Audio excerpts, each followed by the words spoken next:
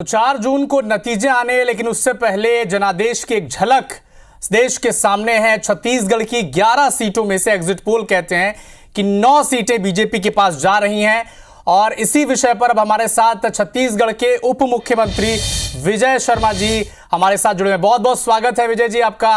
IBC 24 पर exit poll आ चुका है। क्लीन स्वीप का दावा किया जा रहा था भारतीय जनता पार्टी की तरफ से छत्तीसगढ़ में, लेकिन एग्जिट पोल कह रहे हैं कि 9 सीटें ही मिल रही हैं।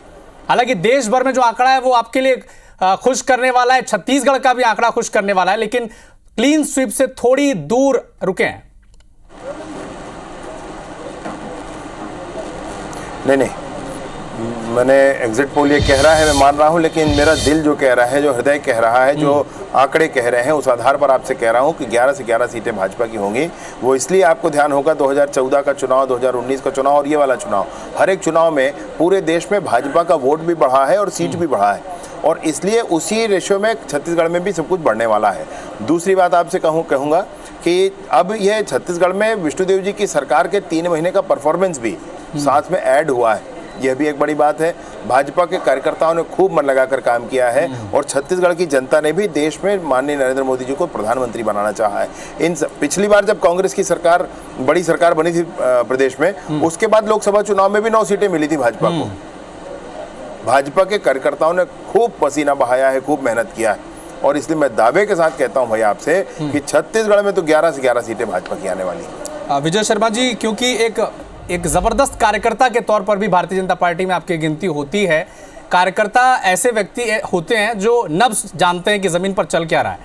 जब 2023 में कांग्रेस पार्टी सरकार से बाहर हुई और लोकसभा चुनाव आए तो कई सारी मंत्रियों को, पूर्व मंत्रियों को कांग्रेस पार्टी ने टिकट दिया है।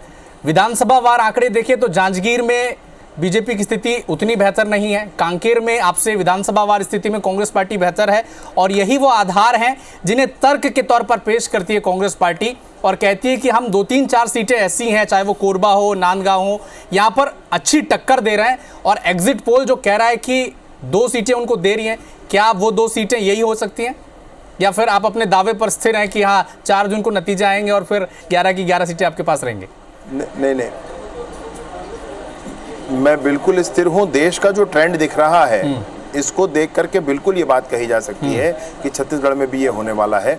और दूसरा, विशेष रूप से जांजगीर में पिछली बार भी तो हम जीते थे, पिछली बार भी हमारे ज़्यादा विधायक नहीं थे वहाँ पर, है ना, लेकिन पिछली बार भी वहाँ पर लोकसभा जीते थे। और छत्तीसगढ़ में पूरे 70 सीट की सरकार बनी थी, फिर भी भाजपा ने 9 सीटें जीती थी। तो वो अभी पिछले चुनाव का ही रिजल्ट ऐसे इसमें नहीं है। इन लोगों ने अपने उन नेताओं को ही चुनाव पर उतारा है जिनकी सरकार को जनता ने नकारा था कुछ दिनों पहले, तो वही लोग फिर सामने थे। ये बहुत सारे फैक्टर हैं जो छत्तीसगढ़ में 11 से 11 माने इस बार इतिहास रचने वाला है भाई छत्तीसगढ़ में। मोदी की गारंटी पर हस्ताक्षर लगाए, क्योंकि आपने कहा है कि साय सरकार बनी और उसके 3-4 महीने का जो कामकाज है उस पर भी हस्ताक्षर है, ये आप ऐसा मानते हैं?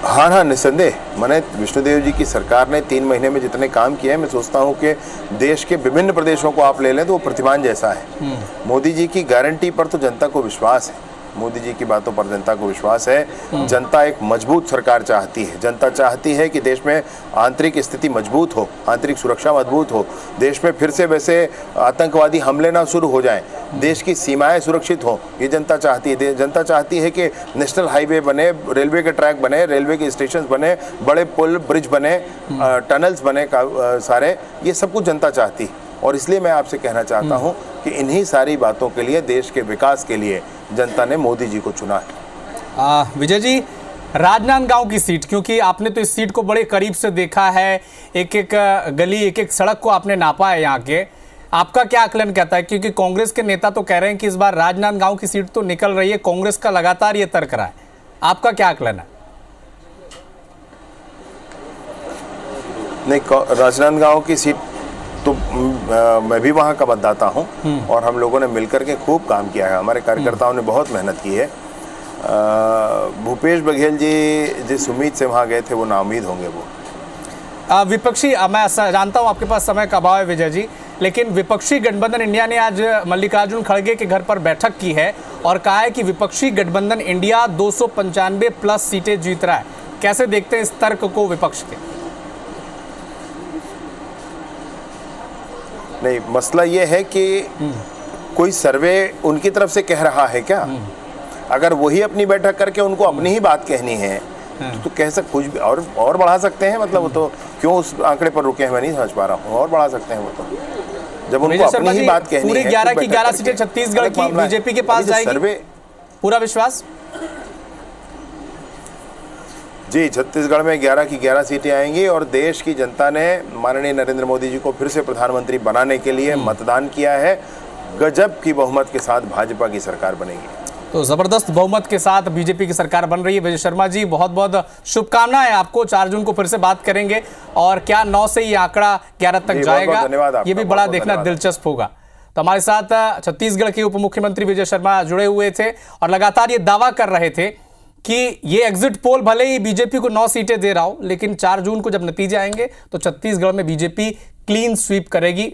उप मुख्यमंत्री विजय शर्मा का ये दावा है।